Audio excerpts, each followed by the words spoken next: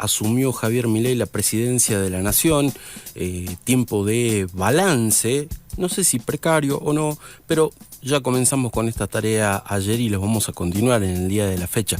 En este caso vamos a consultarle al dirigente nacional de Política Obrera, Jorge Altamira, con quien establecemos comunicación en este momento. Jorge, ¿cómo te va? Buenas tardes. ¿Qué tal? ¿Cómo están ustedes? Buenas tardes. Buenas tardes. Bien, bueno, balance de este primer mes de Javier Milei en la presidencia de la Nación.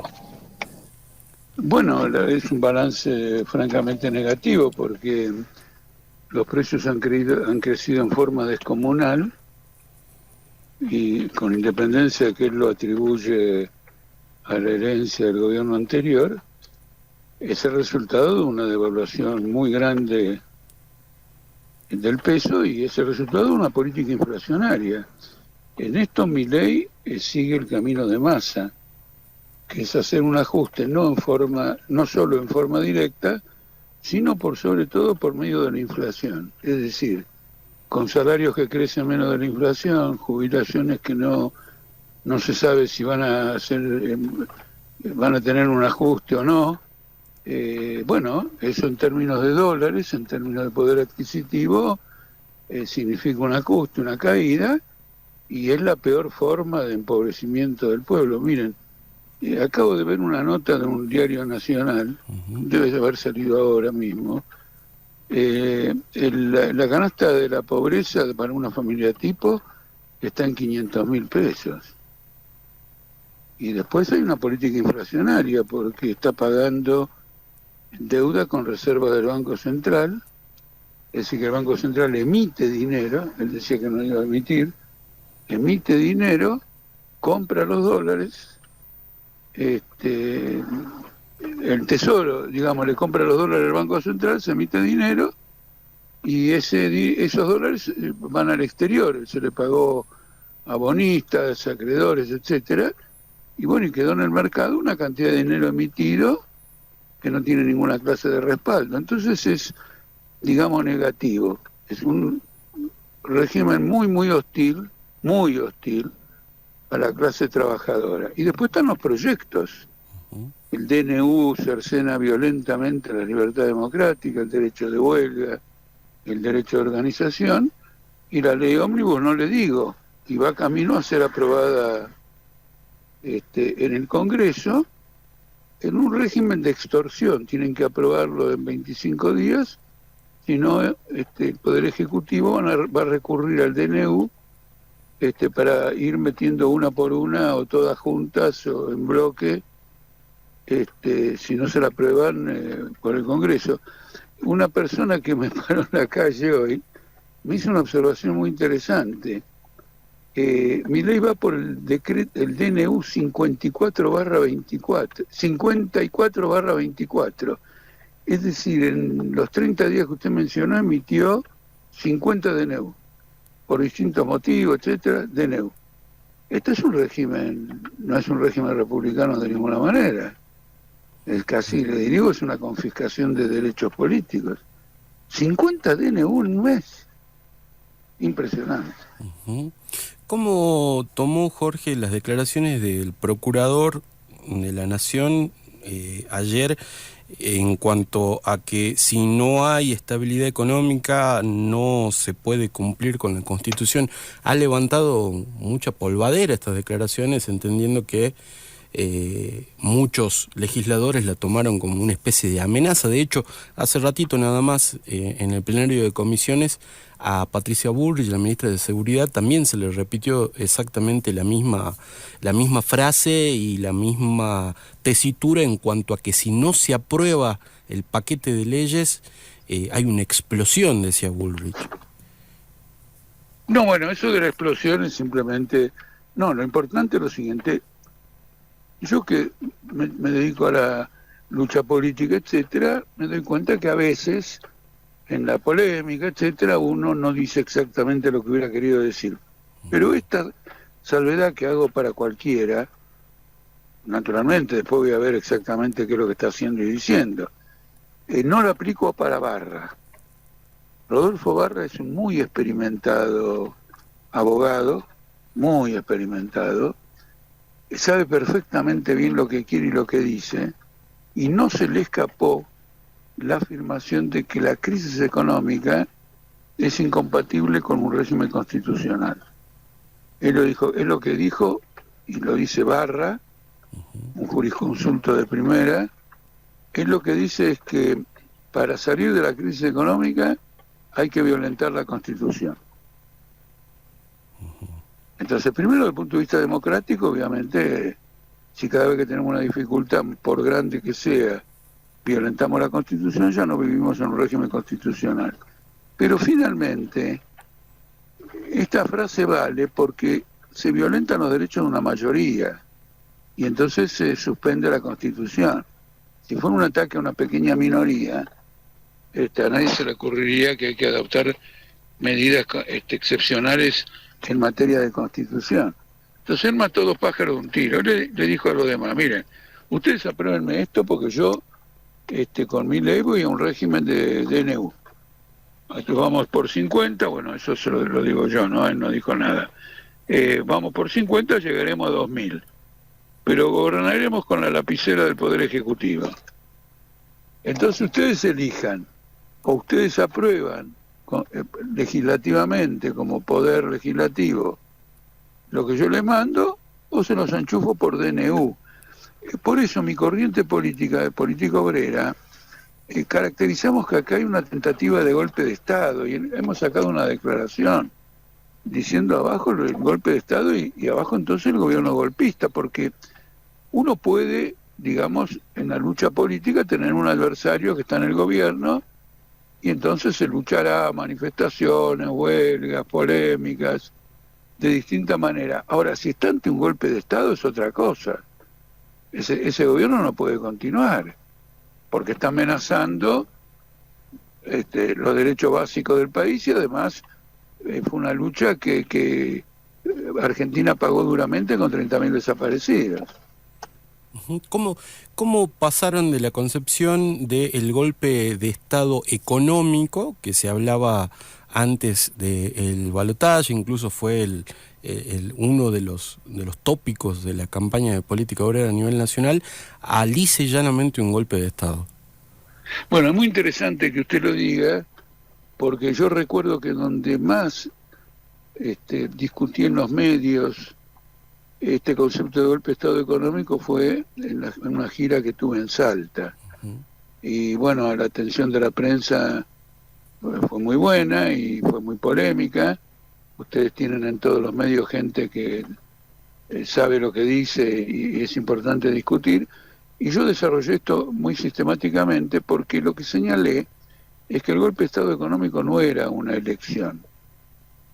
Era el mandato político de los grandes intereses al gobierno que fuera electo. Si el gobierno no lo hacía, se iba a ver en dificultades con esos grupos económicos.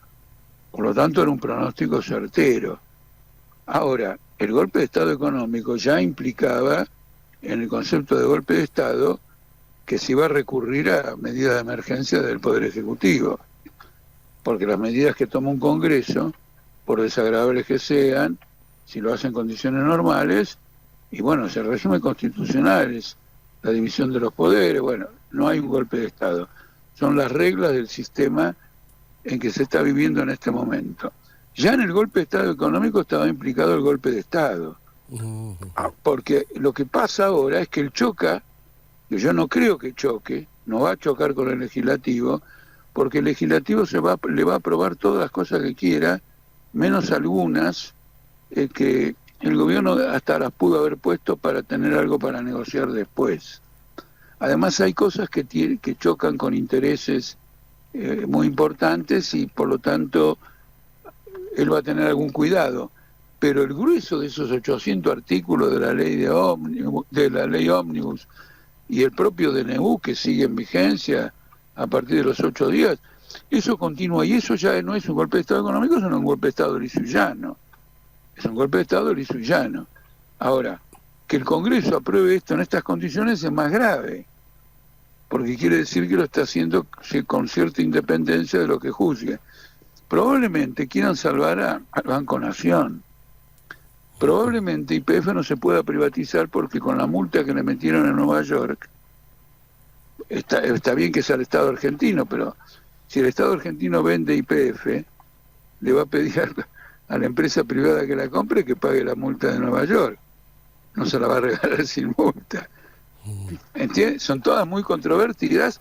Puede ser que ahí haya algunos cambios, pero acá lo que se está discutiendo en este momento es que el Congreso, yo lo escuché al jefe del bloque radical, que él coincide con todo, etcétera, hay un problema de forma. Bueno, el problema de forma, hay un proyecto de ley, lo van a votar. Bueno, ahí están en juego grandes derechos laborales y derechos individuales. Quiero subrayar esto porque como partido de la clase obrera, quiero destacar que no solo defiendo, como debo defender, todos los derechos de los trabajadores, derecho de huelga, sindicalización, manifestación, convenio colectivo de trabajo, etcétera, paritarias, sino todos los derechos individuales, porque no existe un movimiento obrero con derechos en un país donde la ciudadanía pierde los suyos. Eso no existe. ¿Está claro? Entonces la democracia política debe ser defendida hasta sus últimas consecuencias contra cualquiera que quiera destruirla. ¿Por qué está tan convencido de que van a pasar tanto el DNU como la ley ómnibus en el Congreso van a ser aprobados? Porque ocurre lo siguiente, en lo esencial, vamos a tomar un caso concreto. Hoy, por ejemplo, los diarios dicen que se habría llegado a un acuerdo de que la delegación de poderes al Ejecutivo, en lugar de ser de 2 años, con prórroga 4, se habría llegado a un acuerdo que sea de 1 año con prórroga 2. ¿No es cierto? Si alguien entiende que eso es una concesión legítima en una negociación, por favor, está equivocado. Una concesión legítima es de otro orden. Acá no puede haber un régimen de poder personal y de decreto ni por 1 año ni por 2, porque una vez que se instala un sistema de ese tipo, no tiene vuelta atrás. No tiene vuelta atrás. El mismo Poder Judicial va a encontrar una dificultad absolutamente enorme porque no tiene una referencia en el legislativo, que es el que finalmente elabora las leyes. Entonces no hay vuelta atrás, no se puede aceptar la dictadura, déjame ser dictadura por 48 horas. Eso no existe. Y bueno, están negociando esto. Del otro lado, tomemos la hipótesis, como yo cuando estuve en Salta y hablé del golpe de Estado económico, tomé la hipótesis, bueno, no van a hacer un golpe de Estado económico. Entonces los que están detrás de esos candidatos que quieren un golpe de Estado económico lo van a voltear al candidato. Y el candidato va a preferir hacer el golpe de Estado económico. Acá, si el Congreso por alguna circunstancia llegara a tener una mayoría contraria a todo esto, vamos a ir a un conflicto de poderes y el mismo Barra, creo que no, creo que es el secretario de Energía, que detrás de su figura de secretario de Energía en realidad se esconde una figura política central porque es el personaje más importante de Techín, dijo que entonces van a gobernar sin el Congreso. Entonces, en disputa lo que hay es este tema, no hay otro tema en disputa. Naturalmente uno tiene que rechazarlo y después que Milei asuma la responsabilidad de hacer lo que quiera para firmar su sistema, y habrá que llamar al pueblo a salir a la calle en defensa de la democracia. Pero esa es la situación que tenemos. Acá no hay recodos, no hay desvío ni recodos. Las cosas están planteadas con una enorme claridad y yo le di un ejemplo. Yo me imaginé por un momento, ¿qué pasa si yo estuviera ahora en ese plenario de comisiones? Yo diría francamente que todo el plenario es una farsa, porque no se puede discutir tal o cual ley mientras haya dentro del proyecto una que exige la delegación de poderes. Primero empezamos por ahí. Que si no nos hagamos los tontos y fijamos que discutimos y que somos senadores, legisladores, diputados. Mentira.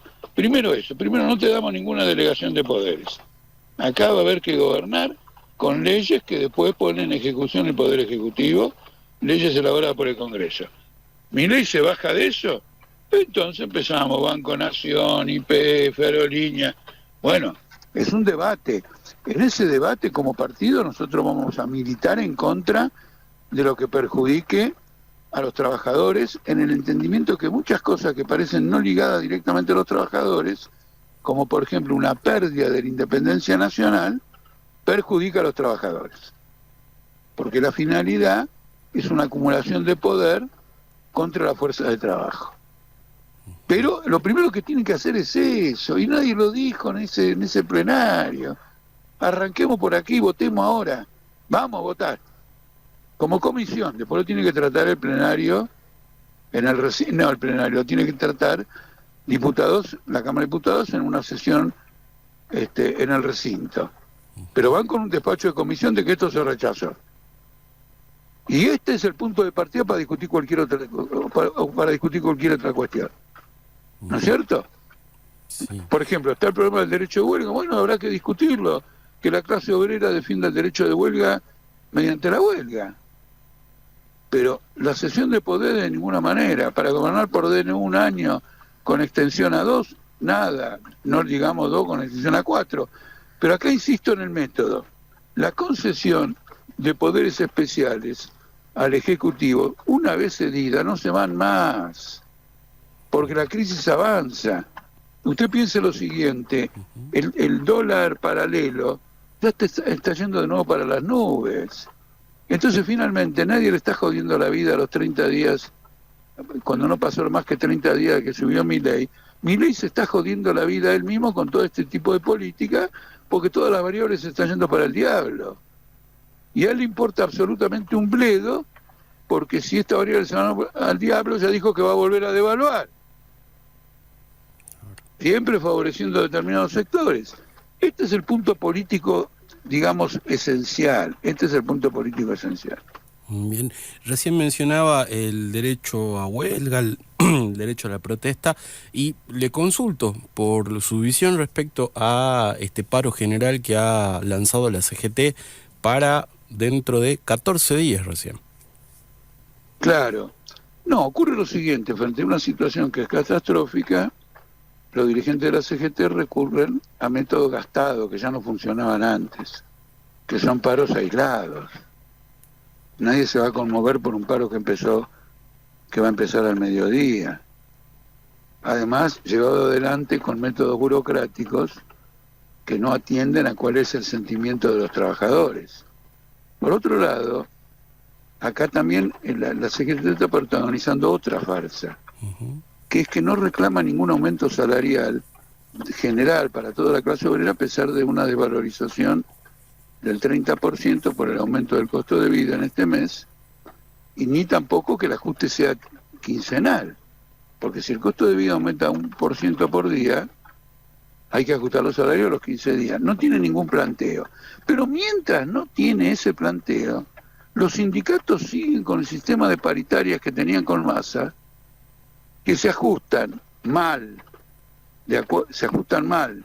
no contemplan la totalidad de la inflación pasada, pero se ajustan por la inflación pasada, cuando el problema ahora ya no es la inflación pasada. Acá no importa cuánto fue en octubre o en noviembre. Acá lo que importa es cuánto es en enero, febrero y marzo. Entonces, los sindicatos, la burocracia de los sindicatos, aquella que forma la CGT, está firmando paritarias que son contrarias a los intereses de los trabajadores. Por ejemplo, leí en el diario la paritaria de camioneros. Bueno, tiene una serie de cláusulas, temas, etcétera. Fui al núcleo. La categoría más baja de camioneros se va de esta paritaria con un sueldo de 400.000 pesos al mes. Yo le acabo de señalar que Clarín hoy informa que como consecuencia de la inflación que estamos teniendo, la canasta de pobreza está en los 500.000. Entonces es una burocracia que finge luchar, pero no está luchando nada. Lo que teme esta burocracia es que una fuerza más combativa se ponga al frente de los sindicatos. Y para que eso no ocurra, trata de mostrar alguna iniciativa y trata de armar un paraguas de control pero no va... pero eso es, es decir, que tiene por objetivo evitar que una izquierda combativa se ponga al frente de los sindicatos y no por objetivo derrotar el DNU y la ley ómnibus de Milei. Ha invertido sus objetivos. Esta es mi lectura, ojo, ¿eh? Sí, sí, sí. Me gustaría alguien que tenga otra lectura, la contraria, y la discutimos. Pero estoy convencido de esta lectura, porque les acabo de explicar, las paritarias están firmando por abajo de todo. No están defendiendo a los trabajadores, con lo cual no apuntan a eso. Están apuntando a otra cosa, a salvar la cara, a mostrar que algo hicieron. ¿Y uno para qué hace eso? Para que nadie con mejores planteamientos, mejor perspectiva, mejor método, más ligado a la masa, lo sustituya. Bien. Lo aprovecho, Jorge, ya para ir finalizando, lo saco del plano nacional, aunque quizás no, y lo llevo al plano internacional, lo que está sucediendo en Ecuador. Le comento esto porque me llamó la atención, porque hay declaraciones que se han reflotado del presidente Daniel Noboa, donde él reconoce que uno de los factores fundamentales para la proliferación del narco fue la dolarización en Ecuador. Impresionante, yo estoy de acuerdo, porque ocurre lo siguiente. A un narco que está vendiendo droga en Argentina y que por lo tanto cobra en pesos, tiene todo un lío para transformarlo en dólares y después tiene un lío para sacarlo del país, por sofisticado que sea el sistema, en el cual son cómplices los bancos.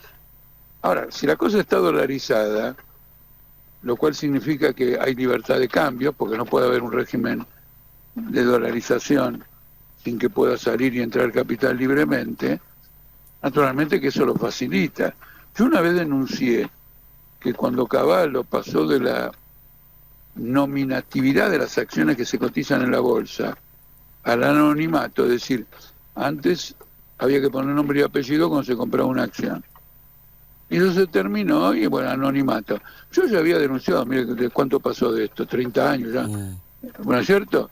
Yo dije que eso favorecía el blanqueo de capitales de narcotráfico y que Cavallo lo hacía porque eso le iba a permitir que ingresaran dólares y esos dólares iban a apuntalar la convertibilidad. Entonces apuntalar la convertibilidad con dinero negro, ¿no es cierto?, que no se declara, etcétera, etcétera. Que el presidente Noboa, que es un hijo de un gran empresario del monopolio principal de la banana en el mundo, bueno, es mucha autoridad, es mucha autoridad. Es decir, si no sabe él cómo son las cosas en ese plano, no lo sabe nadie. La familia de él es la familia que domina económicamente al Ecuador. Bien. Bueno, Jorge, muchísimas gracias por su tiempo.